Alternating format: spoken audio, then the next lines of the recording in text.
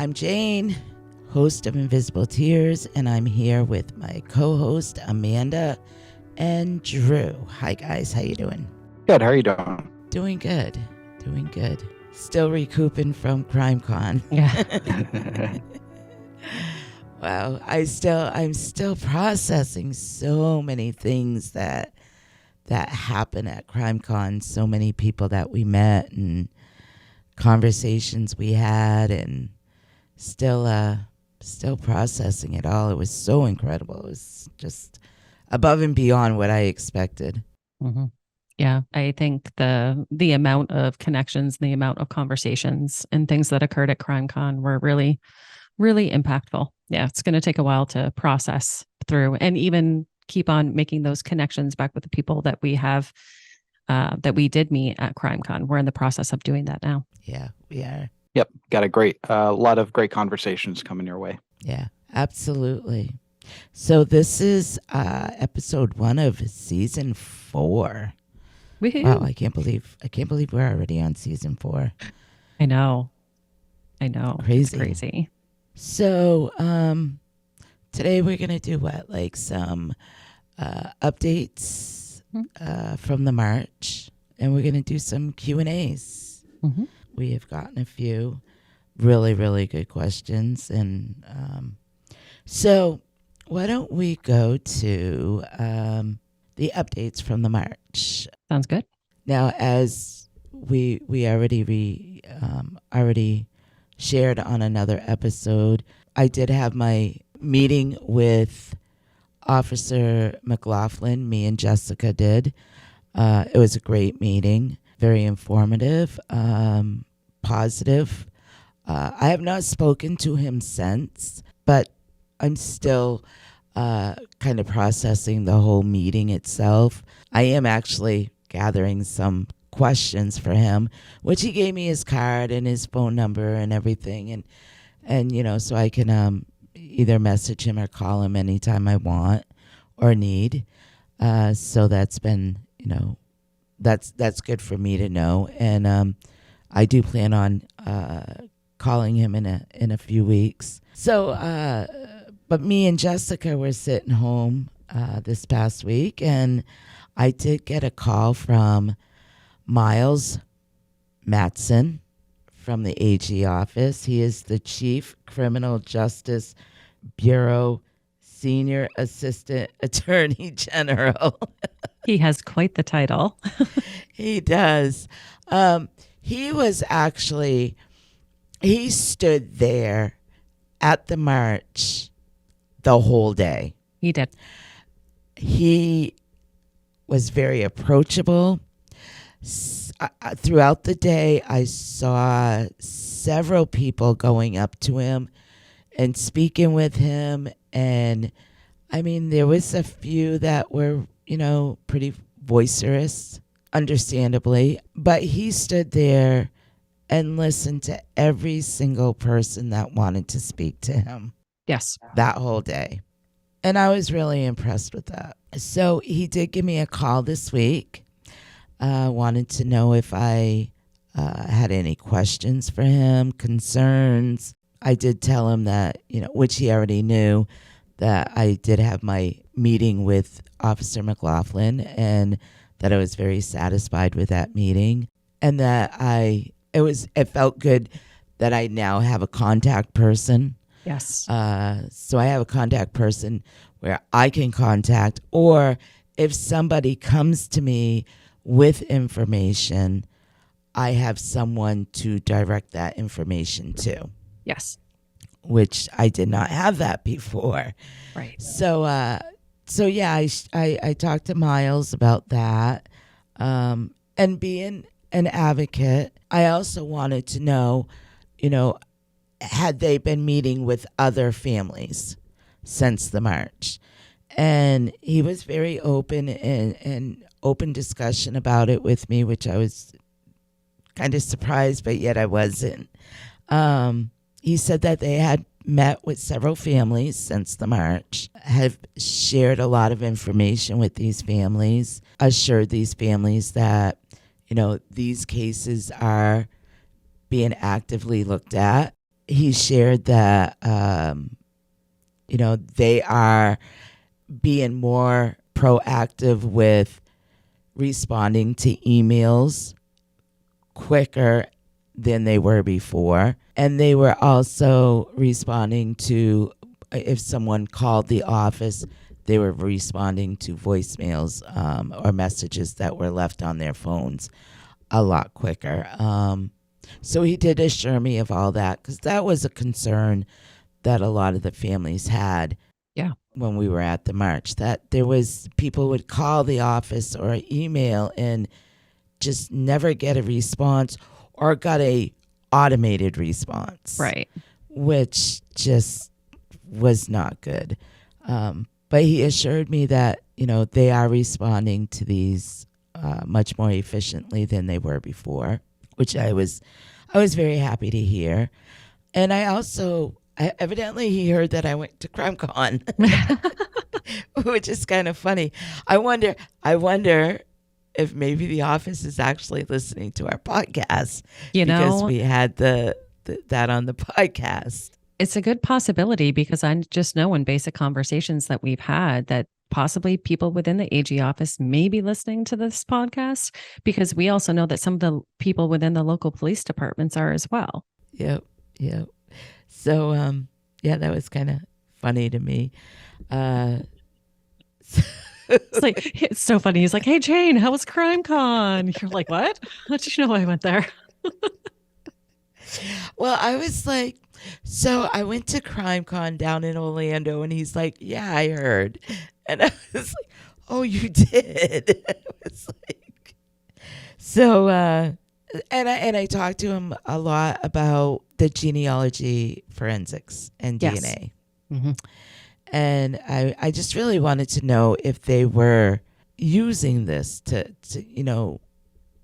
their benefit. If they were really keeping up with current forensics that are out there today. And he did say, yeah, we are. And I was like, one of the conversations that we had with some of the people down there that were sharing about the genealogy DNA was there's funding out there for this. And so I assumed, I guess, that if I brought this up to the AG office, one of their concerns would have been funding. And I would have had the opportunity to say, no, there's funding out there. Right. I didn't have to say that to Miles, because he had informed me that they have received some grant money to perform these genealogy DNA testing on some of these cases. Not necessarily the Connecticut River Valley cases, but other cases in New Hampshire that are in the cold case unit. Yep. So that was really, I was very pleased to hear about that. That's really exciting news. That's exciting news, because that was definitely a piece that I remember us all saying down at CrimeCon, when we realized that the police departments didn't have to actually foot anything out of pocket, when there were grants, when there were other things through these other organizations available. I remember us all saying, oh, we need to make sure that the Attorney General's office actually knows this and knows that it exists as an option, because it is such a new field. Yeah. I mean, I had my doubts, because New Hampshire's always given the impression that they don't need outside help. They don't want outside help. I mean, look at how many times like Julie and Fred Murray have requested the FBI come in, and they flat out refused. Yep. Look how many times, I mean, I have asked about the FBI coming in to look at the Connecticut River Valley cases, and they refused. So I was like kind of skeptical whether they would actually want to use this technology with the investigations, because they've always given me the impression that they don't need the help or whatever. So that was kind of refreshing to know that they are keeping up with new forensics that are out there today, which is evolving and just evolving all the time. So yeah, I was pretty pleased with that. Yeah. Yeah. Yeah. That's great news. About the feedback from Miles that he heard you. Yeah. You know, at the end of the conversation, we talked a little bit about the march and the people that were there. And, you know, I don't know why I get emotional when I say this. I always do. Before our conversation ended, he said, "Jane, I assure you, we listened and we heard you at the rally. Yeah. We heard you." And that meant so much, because that meant that we didn't do this rally for nothing, that we actually accomplished something with this rally. You know, time will tell how much we accomplished, another thing that I had brought up to him is I wanted to know, he did assure me that things are improving within the AG office with communication and communication with the families. So I had asked about also the advocates in the office. Were there new procedures being brought up? Is there improvement with the advocates? Are they letting the families utilize these advocates the way they're supposed to be utilizing them? And he assured me that everybody that came in that met with them, which were several families, they were given the opportunity to have an advocate. Some families chose to have an advocate. Some families chose not to, which is okay. They just chose to, instead of going through an advocate, they wanted to talk directly to the AG office. Yep. And he was okay with that. They were okay with that. So that was good. They also have a plan on, I guess they do have appointments between now and December with meeting more families. Good. So that was really good to hear too. So, yeah, they heard us, and I guess time will tell. Actions speak louder than words. But as far as I see right now, there has been some change. And, some change is better than no change. And, according to Miles, they heard us. They heard us loud and clear. And I did assure him that we don't plan on going anywhere anytime soon. That they will be hearing more from us. But, we were the voice for the voiceless that day. And to know we were heard means a lot. Yes. See, I always get emotional with this, and I don't know why. It's completely understandable, Jane, honestly. And as you can see, if you're watching this visually, I'm starting to get emotional as well. It's the emotional thing, right? It's how, just to put this into perspective, guys, how does this feedback actually make you feel? I am proud. Yeah.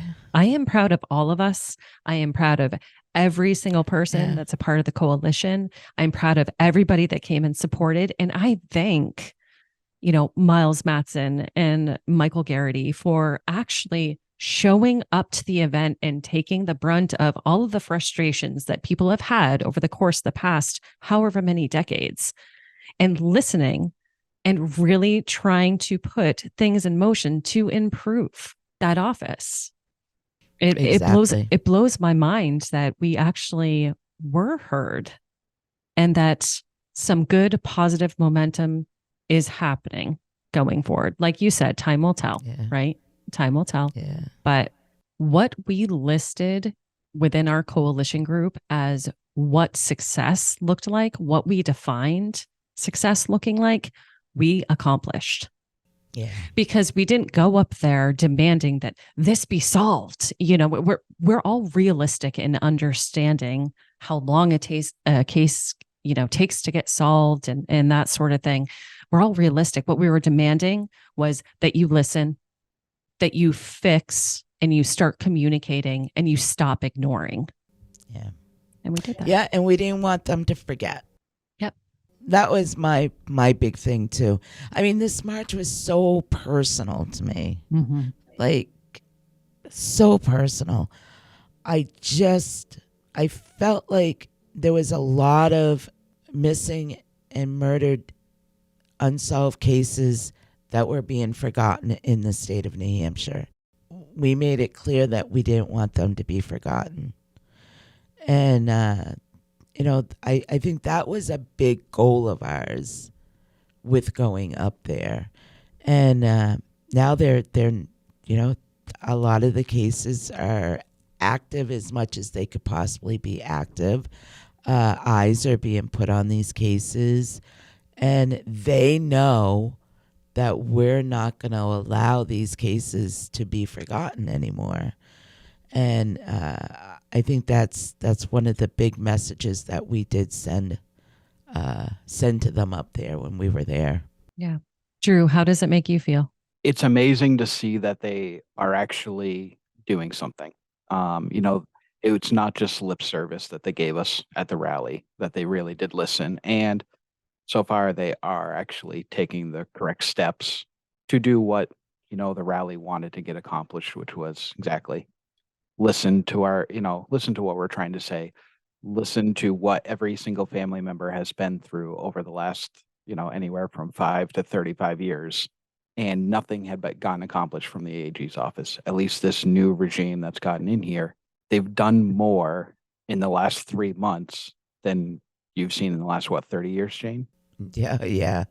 So, Yeah, absolutely. So that says a lot Absolutely. right there. Yeah. Were you able to go through any of the footage yet, Drew?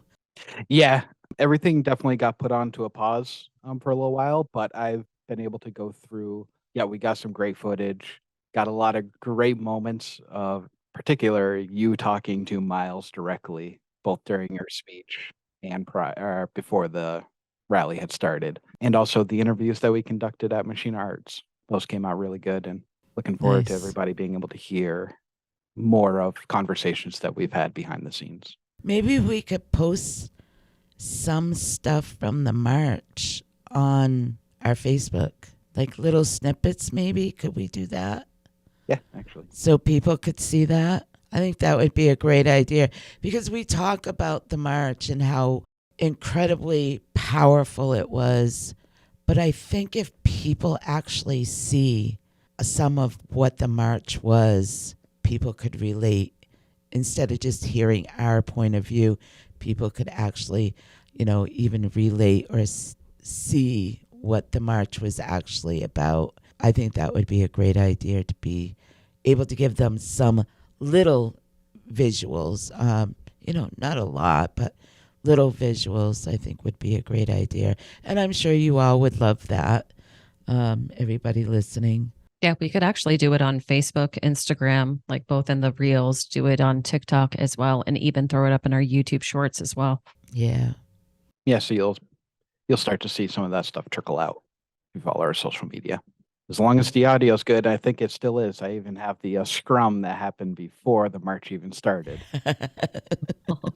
including the back and forth with the reporter, Oh my Chloe, God. from Trishane's case. Yeah, that was interesting. It was kind of mind blowing after I thought about it. This reporter is standing there arguing with an advocate of Trish Haynes, and he was standing there arguing with her. It was like, are you kidding me? Oh, you are certainly a class act. You are. I know I will never do another interview with him again. Was not impressed. Not impressed at all. But a lot of people got that on video. A lot of people put that in the newspapers too. When they did their articles about the march. That was pretty funny. Anyhow, so that is update with AG office. Like Julie said, I always listen to Julie because Julie Murray. She's so smart and so intelligent, and she's been through it all with Maura's case. But I always listen to her when she says, no matter what they say to you, always make sure you keep up to date with them. Make them keep you updated because they will trickle away very quickly once they think you heard what you want to hear. Right. So we're staying on top of that. Which actually Miles called me, so I was really impressed with that. I was going to say we did almost hold a little bit of a controlled experiment because we knew everybody that was in the coalition. Everybody's been kind of keeping up to date with when the AG office reached out to them. Now, many of them in the coalition proactively reached out to the AG's office shortly after the advocacy meeting, so they were able to set up calls and discussions. We were like, you know what? Let's take this opportunity. Let's not reach out to them, and let's see how proactive the AG's office is with reaching out to Jane. So the fact that call did come, less than 2 months after the rally, that's good. We were expecting it might take like 3 months for them to set up a call with you or something like that. So the fact that they did actually reach out, another very positive sign. Yeah, it was. Well, even Officer McLaughlin, he reached out to me. I didn't reach out to him. Yep. So that was good too. I definitely think that was based off of all the press surrounding the event and probably based off of some sort of direction from the AG's office as well. Yep, I'm sure. Good updates. Yeah, those are pretty much the updates. We will continue to keep you updated. I'm hoping we can get some families on that were at the march that can update us too and update everybody. We're working on that. We're so behind. We're trying to play catch up. CrimeCon was just like so time consuming, and we're just trying to get back in the groove of things and start getting back to work. Yeah. So be patient. We're trying to gather all this stuff up and share it with everybody. Obviously, people are seeing our podcast going in a little different direction. We're really focusing on advocacy and being a voice for the voiceless. So, this season is probably going to sound a little different and have a little different content than what we had in the previous seasons. I think you guys are really going to love it. I think it's really taken us to another level. It's funny because I just want to add this little bit. After my attack, obviously I've shared on the podcast, there was a good 20-year span where my life was pretty messed up, and I was messed up mentally. Of course, I healed quickly physically, but I was pretty messed up mentally. And, there was so many days I'd wake up and say, okay, what's my purpose in life? Why did I survive? Okay, I survived so my daughter would survive. All right, get that. But then I still ask myself, what is my purpose? Why did I survive this horrific attack? And, the last year I finally realized, and I so believe in my heart with doing this podcast, okay, I was able to tell my story, share my story with everybody, my struggles, my ups, my downs, I've been very open and candid with everything in my life after my attack. And so this podcast had given me the opportunity to get my story out there and share my story.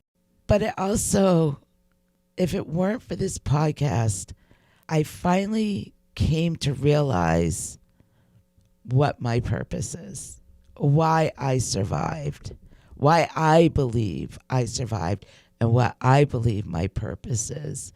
and that is to advocate. And I'm really diving a lot into that, giving a voice to the voiceless. Took me a year to realize that. But yeah, it's like all those years I just I asked that question, why did I survive? And I don't ask that anymore. I know. There's a reason for everything. Me and Amanda say that all the time. There's a reason for everything. And I think I was meant to advocate for a long time, but I didn't know it until we started Invisible Tears. Yeah. And that's why Invisible Tears came to be. It was to tell me, your purpose is to advocate for those who cannot advocate for themselves. And then after doing the march and everything, I realized, okay, yeah, this is definitely what I'm meant to do. And I meant to do it with Amanda and Drew. Because I'll tell you, their advocacy work is so real, and I could not do it without them. I could not do it without you two. Oh, And I thank you. I thank you guys every day. I know. Every day. Thank you, Jane. Thank you. We'll be right back after a quick word from our sponsors. And now back to our episode. All right. So should we go on to questions and answers, or do you guys have anything else to add to updates? I think moving on to Q&A, as long as you don't have anything to add to updates, is good. Drew? No. Okay, cool.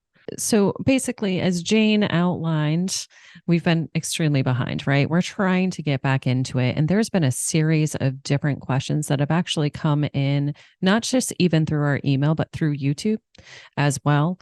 So we just pulled off a few that we know that we hadn't actually answered yet, just so we could put them in this episode, kick it off for you guys, start answering your questions. Don't worry. If the questions keep on coming in, we'll keep on doing Q&A episodes. Seriously, ask us anything.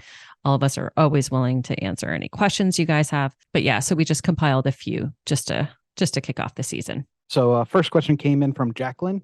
It was on our first episode, Jane, Your Attack Part 1. She thought that it was a Jeep Wagoneer. Jane, do you want to clarify what type of vehicle you think it was at the time of the attack, and now has your thoughts possibly changed? Yeah. So obviously I was 22. I didn't know what vehicles were, or makes or models or anything like that. All I could do was simply describe the vehicle to the detectives after my attack. So what I had described was a 80s Jeep Wagoneer, dark colored, brown, green, one of the two, with wood grain sides. Then how do I explain this? So they showed me pictures. Yep, that's similar to what the vehicle was. So they ran with it. It's a Jeep Wagoneer, wood grain sides, dark colored, because of the fluorescent lights that they discovered at the parking lot. Could be dark brown or dark green. They knew it was a dark colored. So as the years have gone, last year it was brought to my attention if the vehicle could possibly be a Jeep Cherokee. So obviously I Google everything. I Googled Jeep Cherokee 80s, and very similar to a Jeep Wagoneer. So to clarify, if you put Jeep Wagoneer and Jeep Cherokee in the same category, the vehicle was very similar to either a Jeep Wagoneer or a Jeep Cherokee. So it's in that family of vehicles. Yeah. Is the best I can clarify.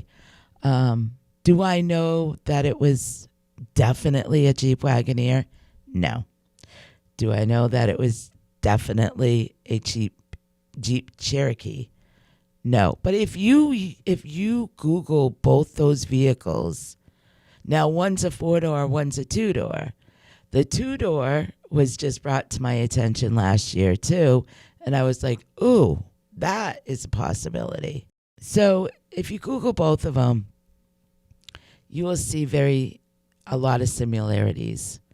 And so the best I could clarify is it's in that family somewhere between the Jeep Wagoneer and the Jeep Cherokee in the 80s. That's the best I could clarify it. And I hope that helps, Jacqueline.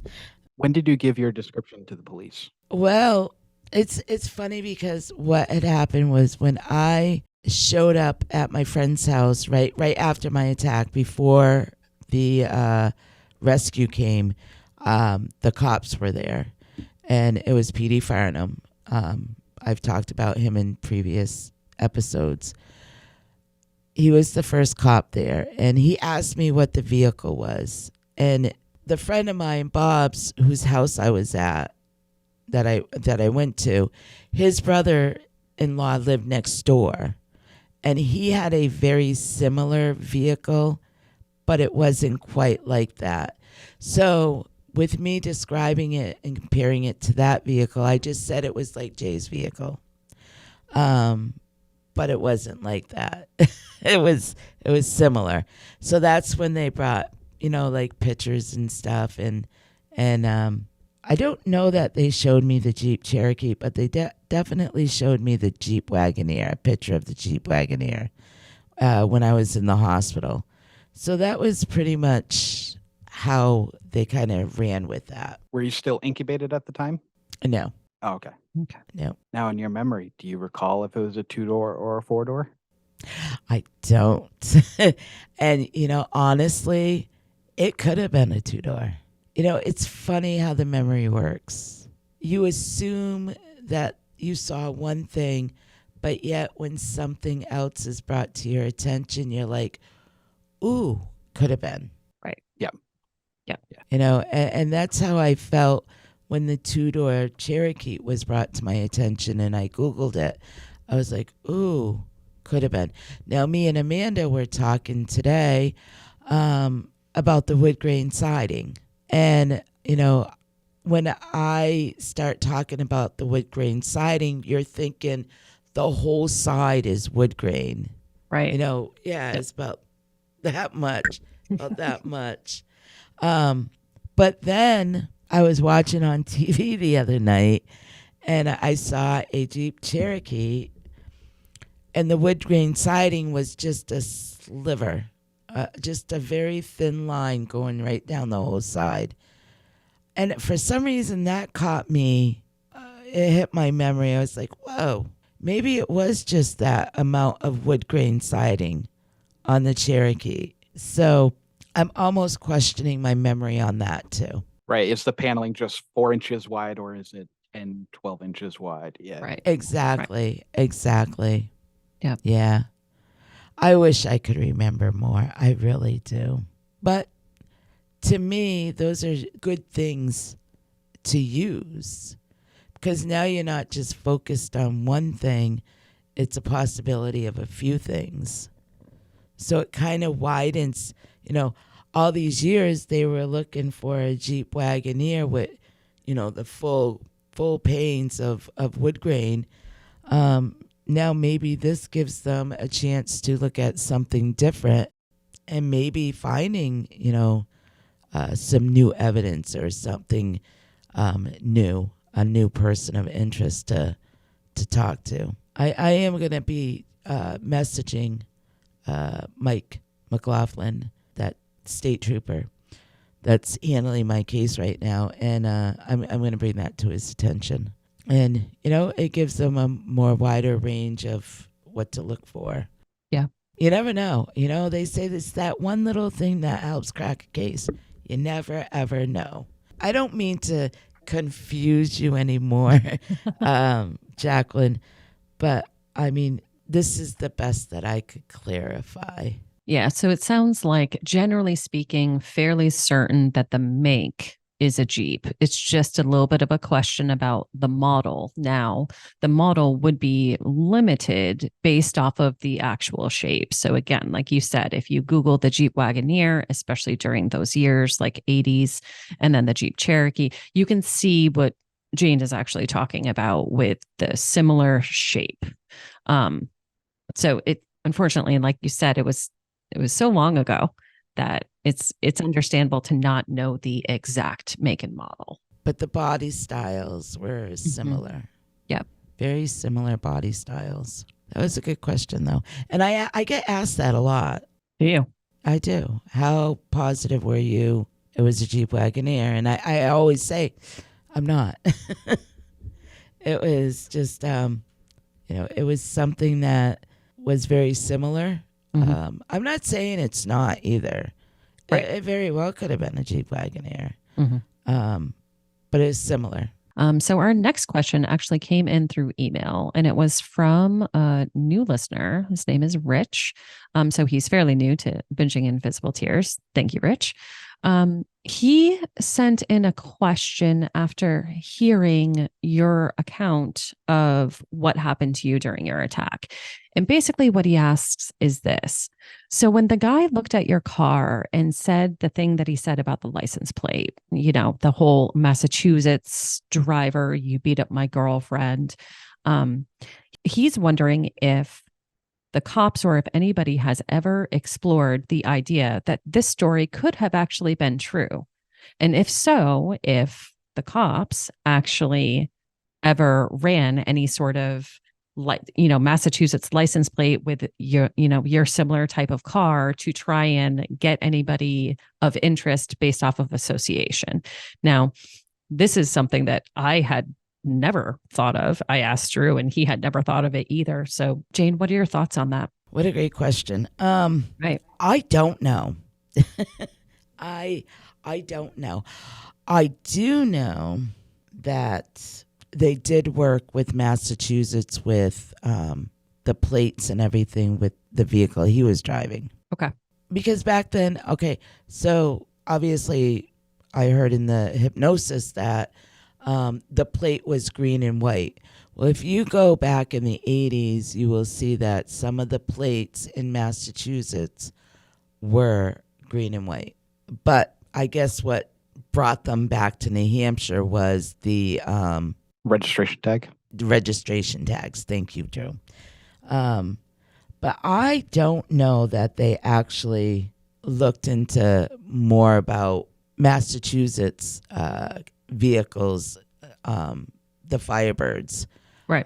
If they could possibly be connected. I don't know. Yeah. That's a really good question. As a matter of fact, I don't know if it's too late, but I will definitely be bringing that up to Officer McLaughlin because I'm kind of curious about that too. I would hope that they did. Yeah. Yeah. But I don't know. I really don't know. Now they may have viewed it kind of like what we did, where it Mhm. was just a ploy. It was just something he was saying Right. something to catch you off guard. So there wasn't actually a girlfriend, a car with Massachusetts. It was just a way for him to throw you off. Yeah. So that it brings up the question exactly: was he trying to just throw you off, or was he actually looking for somebody who beat up his girlfriend that was driving a Massachusetts car? And yet, did they actually try to locate that person who was who was Right. assaulted? Yeah. I mean, it's so funny when he actually sent this question in, and I actually read it to Drew too. The thought had never actually crossed my mind that his story might have actually been factual. Yeah. You know what I mean? It never once did it actually occur to me that maybe that actually was a real story. Maybe that actually did happen, in which case, a similar car to yours, similar color, with Massachusetts plates, they very well could. And when he said, beat up my girlfriend, I mean, there could have been, some sort of search done and, process of elimination through association and things like that where the vehicle had been. Yeah. Very good possibility. Next question came in from Jody. This is in regards to our Dark Valley reaction of episodes 1 and 2, which was your initial intro and also Elizabeth Critchley's case. So how do you know where the bodies were discovered? Newspaper articles. Mhm. We went to the library in Claremont, and there was this holy book grail, holy grail book um, of the Connecticut River Valley. It had every article in the area ever printed about all the victims from the Connecticut River Valley serial killer. And even other victims that were possibly believed to have been tied. Whoever did put this together, Correct. they Yeah. looked at all the crimes in the area that could possibly be related and compiled all the newspaper clippings. Yes. I mean, this binder was this thick. Yeah. It was perfectly put together, all by date. So going through the paper articles, like when they found, say, Eva Morse's body, it said in the paper, Eva Morse's body was discovered on Yeah. Unity Stage Road. Unity Stage Road. So through all those paper articles at the time of when they were found, back then they actually really described and told and talked about where these bodies were found. So that's how we were able to go to the spots where their bodies were found. And it was also coupled with Jen's research that she had done and some of the police reports she was able to obtain. Mhm. That Yes. she was able to actually validate the information in the newspaper articles. Because as we saw, when you're going through all of those different articles, information was changing article to article. Yeah. So it was Some okay, of them, yeah. we got the police report on this case. It corroborates with this news article. Therefore, how does this reporter and or newspaper cover the other cases for validity? Yeah. So that's how we were able to find the spots where the bodies were discovered, except for obviously Bernice Quartermarsh's. That was we were not able to really go where her body was found. Yeah. Or even really figure it out when we started hearing gunshots. So we knew it was our time to leave. Posted private property. Yeah. They didn't want us there. That had bullet holes in it. It's still one of the freakiest moments I think you, me, and Jen have actually ever encountered. I have to be honest with you. Absolutely. Absolutely. It was almost out of a movie. It was. It totally was. And that's what I actually kept on thinking. Yeah, you see this stuff on movies, so it actually happens. Well, as we're sitting there and actually trying to document some things too, you know what I mean? Trying to document and capture some things for our own media purposes. All I kept on thinking was that we were going to turn into our own case and our own article. Yep. And then Jen's like, don't worry, I'm packed. Yeah, I was like, all right, I feel safe now. All right. But yeah, good question, Jody. Yeah, thank you, Jody. And so the last question that we actually pulled to go over was actually a YouTube comment that we received by someone named Dave. And he actually said, I'm covering the case, meaning the Connecticut River Valley cases. I'm sure that he's assuming, because he goes on to ask, has anybody looked into whether or not the New Bedford unaliver and the CRV killer are connected? So it's funny that when this message came through, I was literally reading up on the New Bedford serial killer that is also unsolved. That also happened during the late 80s. However, being New Bedford, Massachusetts to the Connecticut Valley, there is quite the distance between the two. And also the victims in the two cases are polar opposites. I believe, hopefully I don't confuse other cases with the New Bedford one, but I believe the New Bedford one was prostitutes tend to be minorities versus the Connecticut Valley. No prostitution is in question, and it's all white females. And also the areas that they were. One was, along a highway in the New Bedford area. I believe like almost like a circular pattern where the bodies were found, versus Connecticut Valley is really along one corridor, sort of north and south. Gotcha. How many victims were there? I can't remember off the top of my head. But it's one of those. Dave, I appreciate this. I was actually I was looking into this to see if there was some sort of connection. But very early on in my research right now, so I don't have a whole lot of answers. But my first gut instinct is that they are unrelated. But once I get some more information on them, Jane, I would love to kind of review that with you and Amanda as well, just to get your thoughts on, do you feel like there might possibly be any connection? And those cases still remain unsolved. Yep, possibly 11 victims. Wow. Well, and in 80s, you said, right? In the 80s? Yep, between March 1988 and April 1989. Wow, that's a short span of time. It really is. And it doesn't seem like there's been a whole lot of coverage on it, I guess is my point. Why? Because they're prostitutes? See it a lot. You do? Yeah, that'd be something that I would love to be, we could dive into. Yeah, absolutely. So yeah, Dave, thank you for that question and for bringing up those Absolutely. cases. We'll actually contact you. We'll contact you directly. I actually did see, I believe you actually emailed us as well a little bit ago. Expect communication back from us directly. We'd love to have some further conversations with you about these cases. Yeah, absolutely.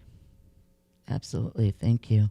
Yeah, thank you everybody for the questions and being a part of our Q&A. And I did want to send out a little message to another listener, Sean R. He sent a lot of information. Sean, I do apologize, haven't been able to deep dive into it yet, but thank you for sending all that stuff along. Yes. Since CrimeCon, we've actually, just so everyone's aware, since CrimeCon, we have actually received multiple, and I will say positively about 4 different people and inquiries and information. 4 different people have actually sent us in some information. I think some of it is related to a little bit of the press from CrimeCon, or maybe possibly people were there, or maybe it's just a matter of it's a coincidence with the timing. But for all of you, and if we haven't responded directly back to you yet, we are seeing all of your communications, and we appreciate any information that you send to us too. Yes, absolutely. Do not think we're not noticing it. We're looking at the information, and we're definitely going to forward it to the right authorities. Definitely. And thank you. Thank you. It's like no matter how little or how small the information is that you have, even if you think it's not even related or could be related but not sure, send us the info. We'll get it to the authorities. This is how cases are solved, is that one little thing that nobody even thought of was connected, and it can connect everything and blow everything up and solve a case. So, all these cases are still unsolved. Every single one of the Connecticut River cases still remain unsolved. And as long as we keep that word out, and maybe people will, come forward with info. I don't care how small you think it is. It could be that one piece of info that can crack the case. Keep it coming. And we will absolutely be sure to give it to the authorities, the right authorities that will look into it. And now is the perfect time, right? Now that Jane has the direct line in to the detective, and definitely has his contact information. So now is the right time to come forward with any sort of information that you have about Jane's case or the Connecticut River Valley cases. Our email to send that directly to is invisible.tears1966@gmail.com. It's the best way to send us information. So with that, there's our season 4, episode 1 kickoff. I want to thank everybody for listening. I've gotten some of the most touching private messages from people, and it means so much to me. I don't always respond as soon as I should, and I apologize for that, but I assure you, I read them and they mean so much to me. All your emails and private messages, they really do mean a lot. And we all appreciate that. We thank you. We thank you for listening to us. Share. And subscribe. Hit that subscribe button so you don't miss an episode. And we're ready to really take off with season 4. And we're going to have a lot of good stuff on, a lot of really wonderful, wonderful guests. Super excited about a few of them coming up. Thank you all so much for listening to this episode of Invisible Tears. Make sure you subscribe to our podcast to hear all future episodes. Click into our link tree too in the episode description to find and follow us on all our social medias. And it also links to our website, invisible-tears.com, where you can keep current on any events that may be coming up, read more about Jane and the team, and read more about all the Connecticut River Valley unsolved cases.